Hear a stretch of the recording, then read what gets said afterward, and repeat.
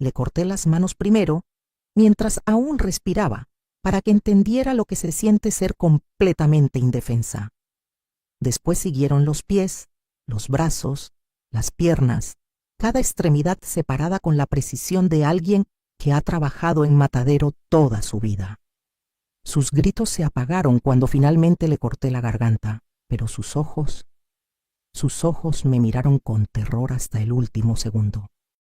Me llamo Jessica Almeida, tengo 94 años y llevo 80 pudriéndome en esta celda por descuartizar a mi propia hija. Cadena perpetua sin posibilidad de libertad condicional, dicen los papeles. El caso del monstruo maternal más despiadado en la historia judicial brasileña, gritaban los titulares. Pero ningún periodista, ningún juez, ningún psiquiatra que me estudió como si fuera un espécimen de laboratorio, supo jamás por qué lo hice. Sé que me ven como la aberración más repugnante que ha pisado este planeta. Una madre que despedazó a su propia hija con un machete, que guardó los pedazos en el refrigerador durante una semana, que los empacó en cajas como si fueran regalos de Navidad. Pero hay historias que son más retorcidas de lo que cualquier mente normal puede imaginar. Verdades que solo salen a la luz cuando ya no queda nada que perder. Los dueños de este canal pusieron en riesgo todo su prestigio al permitirme grabar esta confesión. Van a recibir miles de amenazas, peticiones para cerrar el canal, gente exigiendo que me callen para siempre. Pero necesito contar esto antes de que la muerte me alcance, porque hay secretos que han estado pudriéndose en mi alma durante 80 años. Nací en Salvador en 1930, en una familia que parecía respetable por fuera, pero que escondía perversiones que desafían toda comprensión humana. Mi padre, Dante Almeida, era carnicero en el mercado central. Mi madre, Luana, trabajaba como partera en los barrios pobres. Vivíamos en una casa modesta pero limpia, donde las apariencias eran sagradas y los secretos se guardaban como joyas malditas.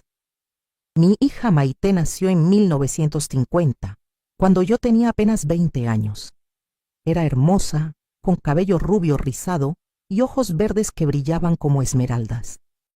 La amé desde el primer momento en que la vi, con esa fuerza primitiva que solo las madres pueden entender.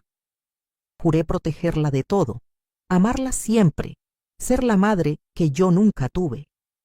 Pero cuando Maite cumplió 5 años, empezó a pasar algo que me llenó de una inquietud que no podía explicar. La niña comenzó a actuar de maneras extrañas. Se levantaba en las madrugadas para caminar desnuda por la casa, hablaba sola en idiomas que no existían, dibujaba cosas que ningún niño de su edad debería conocer. Al principio pensé que eran travesuras normales, después pensé que era su imaginación desbordada. Pero cuando los dibujos empezaron a mostrar personas siendo torturadas, cuando empezó a hablar de los amigos especiales que la visitaban por las noches, cuando comenzó a lastimarme mientras dormía, supe que algo estaba terriblemente mal. Mamá, me decía con esa vocecita dulce que me partía el corazón. Los señores de la cocina quieren que juguemos con los cuchillos. Dicen que es divertido ver cómo sale la sangre. ¿Qué señores? ¿Qué cocina? Nunca dejaba que extraños entraran a mi casa, y mucho menos que estuvieran cerca de mi hija. Una noche la encontré en la cocina, completamente desnuda, jugando con los cuchillos de carnicero que mi padre me había regalado. Pero no jugaba como juegan los niños. Los manejaba con una destreza que me aterrorizó. Mira, mamá, me dijo cortando un pedazo de carne cruda con movimientos precisos. Los señores me enseñaron cómo separar los huesos de la carne. ¿Quieres que practique contigo? Esa pregunta, dicha con la inocencia de una niña de 5 años, me heló la sangre. Llevé a Maite con 3 médicos diferentes. Todos me dijeron que era una fase normal del desarrollo infantil, que algunos niños pasan por etapas morbosas que desaparecen con el tiempo. Ninguno tomó en serio mis preocupaciones sobre su obsesión con los cuchillos y la sangre. Pero yo sabía que esto no era normal. Una madre siempre sabe cuando algo está podrido en el alma de su hijo. Durante los siguientes 2 años, el comportamiento de Maite se volvió más perturbador. Encontré animales muertos en nuestro patio trasero. Gatos, perros, pájaros, todos despedazados con una precisión quirúrgica que no era posible para las manos pequeñas de una niña. Los señores me dijeron que practique. Me explicaba cuando la confrontaba con la evidencia. Dicen que cuando sea grande voy a hacer cosas más importantes. Pero ¿cuáles señores? ¿Dónde los veía? ¿Cuándo hablaba con ellos? Yo vigilaba cada movimiento de mi hija, cada respiración, cada parpadeo. La verdad empezó a revelarse cuando Maite cumplió 8 años y cometió algo que cambió mi mundo para siempre. Nuestra vecina, la señora Neusa, tenía una nieta de 4 años que venía a visitarla los fines de semana. Una tarde, la pequeña Solange apareció en nuestro patio trasero, despedazada de la misma manera que los animales que había estado encontrando. Cuando llegó la policía, encontraron a Maite sentada junto al cuerpo cubierta de sangre, sonriendo con esa sonrisa angelical que conocía tan bien. Los señores dijeron que era hora de practicar con algo más grande. Les explicó a los detectives con la misma naturalidad con la que hablaría del clima. Pero aquí viene lo que nadie entendió durante el juicio que siguió. Lo que los psiquiatras nunca pudieron explicar. Lo que hizo que tomara la decisión más terrible que una madre puede tomar. ¿Cómo podía una niña de 8 años descuartizar a otra niña con tanta precisión? ¿De dónde había aprendido anatomía humana? ¿Quiénes eran esos señores que supuestamente le enseñaban técnicas de carnicería? ¿Y por qué, después de ser arrestada, Maite siguió hablando con voces invisibles incluso en la celda de menores? Hay secretos en esta historia que tardé décadas en entender. Verdades que me llevaron a tomar el machete entre mis manos 60 años después del primer crimen de mi hija. Porque Maite no mató solo una vez. Y lo que descubrí sobre ella, sobre nuestra familia, sobre las fuerzas que la habían poseído desde pequeña, me hizo entender que algunas veces el amor maternal requiere actos que parecen monstruosos, pero que son en realidad actos de misericordia. Maite fue declarada mentalmente incapaz debido a su edad y enviada a un reformatorio psiquiátrico para menores. Los doctores dijeron que con tratamiento adecuado podría rehabilitarse, que era solo una niña traumatizada que había desarrollado fantasías violentas por alguna experiencia no identificada. Pero yo sabía que se equivocaban. Una madre conoce a su hija mejor que cualquier psiquiatra. Y yo sabía que lo que vivía dentro de Maite no era trauma. Era algo mucho más oscuro.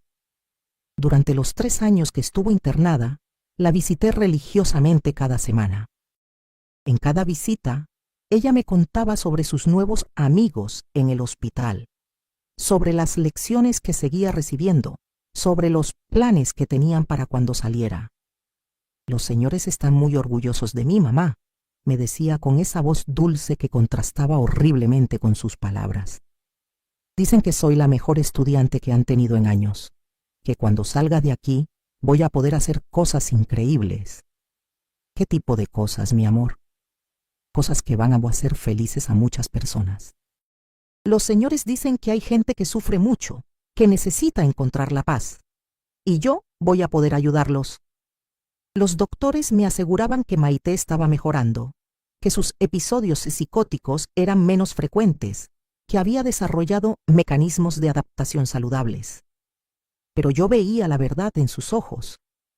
Cada día que pasaba, la cosa que vivía dentro de ella se hacía más fuerte. Cuando cumplió 11 años, la dieron de alta. Rehabilitada completamente, declaró el psiquiatra jefe. Su hija ha demostrado un progreso excepcional. Ya no representa peligro para sí misma ni para otros. El primer mes en casa pareció confirmar el optimismo de los doctores. Maite se comportaba como una niña normal, ayudaba con las tareas domésticas, estudiaba diligentemente, jugaba con muñecas como cualquier niña de su edad. Incluso había dejado de hablar de sus amigos especiales. pero una noche desperté con la sensación de que algo andaba mal. Fui a revisar su habitación y la encontré vacía. La busqué por toda la casa hasta que escuché ruidos extraños viniendo del sótano. La encontré ahí, completamente desnuda, rodeada de velas encendidas, susurrando en ese idioma extraño que había desarrollado años atrás. Pero esta vez no estaba sola. Frente a ella había 3 figuras que me hicieron dudar de mi propia cordura. Eran altas, delgadas, con caras que parecían humanas pero distorsionadas, como si alguien hubiera tratado de esculpir rostros sin entender completamente la anatomía. Hablaban con Maite en susurros que sonaban como vidrios rompiéndose. «Muy bien, pequeña», le decía una de las figuras con una voz que parecía venir de muy lejos. «Has aprendido a ocultarte de los médicos ignorantes. Ahora estás lista para la siguiente fase». Cuando me vieron, las figuras se desvanecieron como humo, pero no antes de que una de ellas me dirigiera una sonrisa que me quitó años de vida. «Mamá», me dijo Maite sin mostrar sorpresa por haber sido descubierta, «ya era hora de que conocieras a mis maestros. Dicen que también tienen planes para ti». Esa noche no dormí. Me quedé sentada junto a la cama de Maite, vigilándola, tratando de procesar lo que había visto. ¿Habían sido alucinaciones? Estaba perdiendo la razón igual que mi hija. Pero al día siguiente encontré la evidencia de que lo que había visto era real. En el sótano había marcas en el suelo que formaban símbolos que nunca había visto antes, pero que de alguna manera reconocía. La cera de las velas había formado patrones específicos, y en el aire aún flotaba un olor dulzón que me recordaba a carne podrida. Durante las siguientes semanas, Maite siguió actuando normal durante el día, pero cada noche la encontraba en el sótano con sus maestros. Las conversaciones que escuchaba oculta en las escaleras me llenaron de un terror que no sabía que podía existir. «La próxima víctima debe ser alguien cercano», le decían las figuras. «Alguien que confíe en ti completamente. Alguien cuya muerte cause máximo dolor emocional». «¿Como mi mamá?», preguntaba Maite con la curiosidad inocente de una niña preguntando sobre un juego nuevo. «Todavía no. Tu madre tiene un propósito diferente. Primero necesitamos que practiques con otros». Una de las figuras le mostró imágenes que parecían flotar en el aire. Fotografías de niños del barrio, de mis vecinos, de gente que conocíamos. Cada imagen venía acompañada de instrucciones detalladas sobre cómo acercarse a ellos, cómo ganarse su confianza, cómo llevárselos sin despertar sospechas. «Recuerda», le decían, «la clave está en hacer que parezca que desaparecieron voluntariamente. Nada de cuerpos mutilados como la vez anterior. Eso atrae demasiada atención». Entendí entonces que las figuras no solo le habían enseñado a Maite a matar, le habían enseñado a hacerlo de manera que nunca la atraparan. Al día siguiente, mientras Maite estaba en la escuela, registré completamente su habitación. Debajo del colchón encontré un cuaderno donde había estado planificando meticulosamente el secuestro y asesinato de 5 niños específicos del barrio. «Carlitos, 7 años», decía una entrada. «Camina solo de la escuela los martes y jueves. Le gustan los dulces. Plan: ofrecerle caramelos, llevarlo al terreno baldío detrás de la iglesia, usar técnica PSEL-3 que me enseñaron los maestros, enterrar restos en diferentes ubicaciones». Otra entrada era aún más detallada. «Ana Lucia, 9 años. Juega sola en el parque los sábados por la mañana. Sus padres la dejan sin supervisión. Plan: fingir que necesito ayuda para encontrar mi gatito perdido, llevarla al sótano, practicar técnicas nuevas que aprendí anoche». Mi hija de 11 años había planificado 5 asesinatos con la meticulosidad de un depredador experimentado. Pero lo más aterrador estaba en la última página del cuaderno. «Mamá sospecha de las reuniones nocturnas. Los maestros dicen que pronto tendré que elegir. Eliminarla para proteger nuestros secretos o convertirla en cómplice. Prefiero la primera opción. Mamá siempre ha sido demasiado débil para entender la belleza de nuestro trabajo. Mi hija de 11 años había decidido matarme. Queridas oyentes, necesito que entiendan algo. Este canal existe para contar verdades que nadie más se atreve a escuchar. Historias que desafían todo lo que creemos saber sobre el bien y el mal. Si esta confesión las está perturbando, si sienten esa desesperación que yo sentí, denle like y suscríbanse. Aprieten ese botón negro que dice suscribirse. Ayuden a que más mujeres encuentren este espacio donde podemos compartir los horrores más profundos de nuestras vidas. Porque lo que hice después de leer ese cuaderno va a cambiar para siempre su percepción sobre lo que una madre es capaz de hacer por amor. Esa noche esperé en el sótano. Me escondí detrás de las cajas viejas y observé cómo Maite bajaba para su reunión nocturna con las figuras. Lo que vi y escuché esa madrugada me convenció de que mi hija ya no era mi hija. Era otra cosa completamente. Las figuras aparecieron como siempre, pero esta vez trajeron algo diferente, un niño. No podía ver claramente quién era en la penumbra, pero reconocí la ropa. Era Carlitos, el niño de 7 años de nuestro vecindario que Maite había mencionado en su cuaderno. Muy bien hecho, le dijeron las figuras a Maite. Lo trajiste exactamente como te enseñamos. ¿Ahora qué hago con él?, preguntó mi hija, con la misma naturalidad con que preguntaría sobre la tarea escolar. Ahora practicas. Recuerda las lecciones: cortes limpios, separación sistemática, conservación de las partes útiles. Vi cómo mi hija de 11 años tomaba un cuchillo y se acercaba al niño inconsciente. Sus movimientos eran precisos, profesionales, como si hubiera hecho esto cientos de veces antes. No pude seguir mirando. Subí sigilosamente las escaleras, llegué a mi habitación y tomé la decisión que cambiaría todo.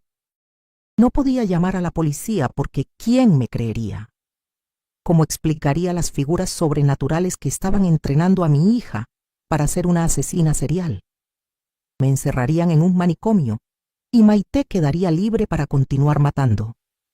No podía llevarla con más psiquiatras porque ya había demostrado que podía engañarlos perfectamente durante años. No podía huir porque las figuras nos encontrarían donde fuéramos, y Maite seguiría matando niños inocentes.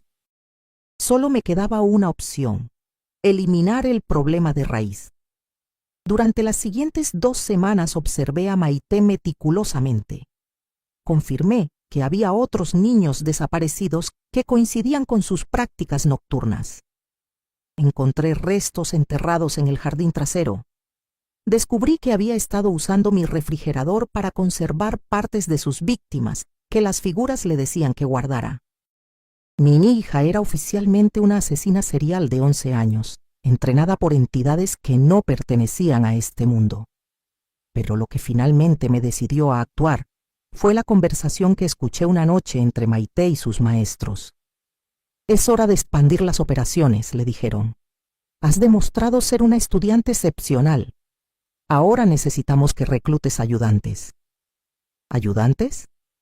Otros niños, niños como tú, que puedan ser moldeados, que puedan aprender nuestras técnicas. Queremos crear una generación completa de cazadores. ¿Cómo los encuentro? Empieza con tu propia familia. Tu madre no tiene hermanos, primos, sobrinos pequeños. Mi sangre se congeló. Las figuras querían que Maite convirtiera a otros niños de nuestra familia en asesinos como ella. Y cuando tengas suficientes ayudantes, continuaron, podrán trabajar en ciudades diferentes. Imagínalo: docenas de niños cazando simultáneamente, cientos de víctimas cada año, y nadie sospechando nunca, porque ¿quién sospecharía de niños pequeños? Era un plan para crear una red nacional de asesinos infantiles, con mi hija como líder. Esa noche esperé hasta que terminara su lección y subiera a su habitación. Entré silenciosamente con el machete que había usado para despedazar a Carlitos y que había encontrado escondido debajo de su cama. Cuando encendí la luz, ella no se sorprendió. Era como si hubiera estado esperándome. «Hola, mamá», me dijo con esa sonrisa que ya no tenía nada de infantil. «Los maestros me dijeron que ibas a venir esta noche. Maite, esto tiene que parar. Lo que estás haciendo, los niños que has matado». «Los niños que he liberado», me corrigió. «Mamá, no entiendes la belleza de lo que hacemos. Esos niños ya no sufren, ya no tienen miedo, ya no sienten dolor. Les dimos la paz eterna. Mataste a Carlitos, tenía 7 años. Y ahora es perfecto para siempre. Sus padres deberían agradecerme». En ese momento supe que ya no quedaba nada de mi hija real en ese cuerpo. Lo que estaba frente a mí era completamente otra cosa. Los maestros me dijeron que si venías con el cuchillo esta noche, significaba que estabas lista para unirte a nosotros, continuó Maite, que finalmente habías entendido que nuestro trabajo es sagrado. No he venido a unirme a ustedes. Entonces has venido a detenerme. Pero mamá, ¿de verdad crees que puedes matar a tu propia hija? Levantó el machete y me di cuenta de que sí podía. No eres mi hija, le dije mientras le cortaba la primera mano. Mi hija murió hace años. Tú eres solo la cosa que está usando su cuerpo. La descuarticé pieza por pieza, siguiendo exactamente las técnicas que había visto usar con sus víctimas. Cada corte era un acto de amor maternal, una forma de liberar lo que quedaba del alma de mi verdadera hija, del monstruo que la había poseído durante años. Cuando terminé, guardé los pedazos en el refrigerador, tal como ella había hecho con los restos de Carlitos y los otros niños. Durante una semana los mantuve ahí, esperando que, no lo sabía. La 7ª noche, las figuras aparecieron en mi cocina. Pero esta vez no eran las mismas entidades altas y distorsionadas que había visto con Maite. Estas eran diferentes, más humanas, más tristes, más agradecidas. «Gracias», me dijeron con voces que sonaban como susurros de viento. «Liberaste a tu hija de nosotros. Ustedes no eran los que la entrenaban. No, nosotros éramos sus víctimas, las almas de los niños que mató. Estábamos atrapados, forzados a enseñarle porque ella había aprendido a controlarnos después de matarnos». La verdad me golpeó como un rayo. Las figuras que yo había visto no eran maestros demoníacos.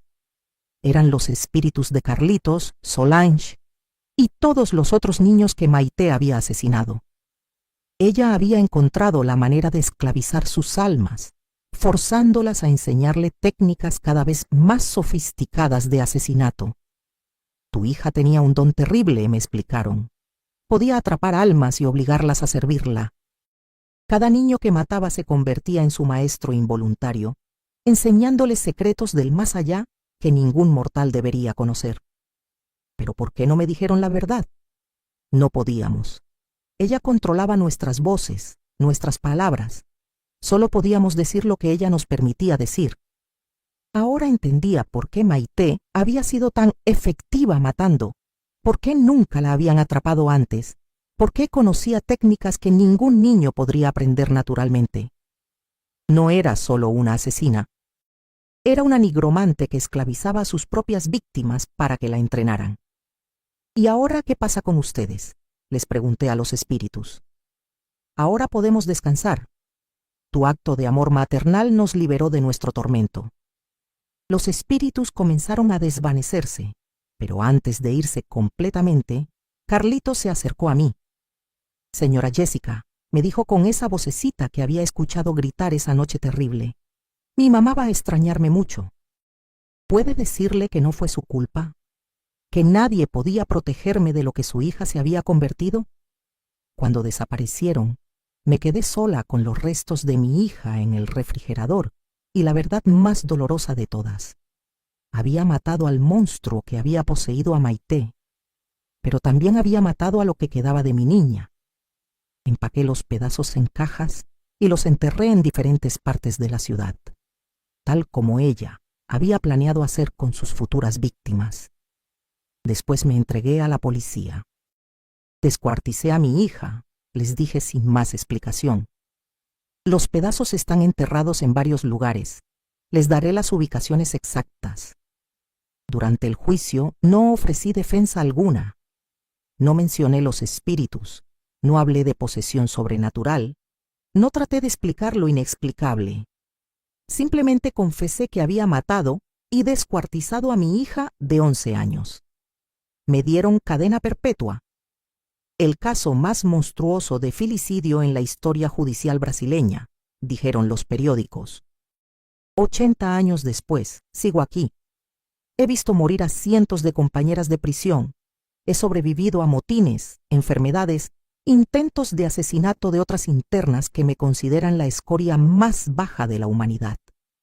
Me arrepiento cada segundo de cada día, pero no de haber matado al monstruo, sino de no haber actuado antes, de no haber salvado a Carlitos y a los otros niños, de no haber reconocido las señales cuando Maite tenía 5 años y aún había tiempo de salvarla. Soy la madre que mató a su propia hija para salvar las vidas de docenas de niños inocentes que habrían sido sus futuras víctimas. Soy la mujer que cargó con la culpa de 80 años de prisión para liberar las almas torturadas de los niños que mi hija había esclavizado. ¿Fui un monstruo? Sí. ¿Era necesario convertirse en monstruo para detener algo peor? Absolutamente. Hay amores que requieren sacrificios que parecen imperdonables. Hay madres que deben destruir lo que más aman para proteger lo que es inocente. Agradezco a los dueños de este canal por permitirme contar esta verdad antes de morir. Sé que me van a odiar más después de escuchar esto, pero también sé que alguna madre, en algún lugar, va a entender que a veces el amor verdadero requiere actos que parecen malvados. Si alguna vez se encuentran con un niño que habla con voces que no deberían existir, que conoce cosas que no debería saber, que mata con precisión imposible, recuerden mi historia. Recuerden que hay fuerzas en este mundo que pueden corromper incluso a los más inocentes. Y recuerden que a veces solo una madre puede tomar la decisión que nadie más puede tomar. Hasta siempre, queridas madres, que cargan secretos imposibles.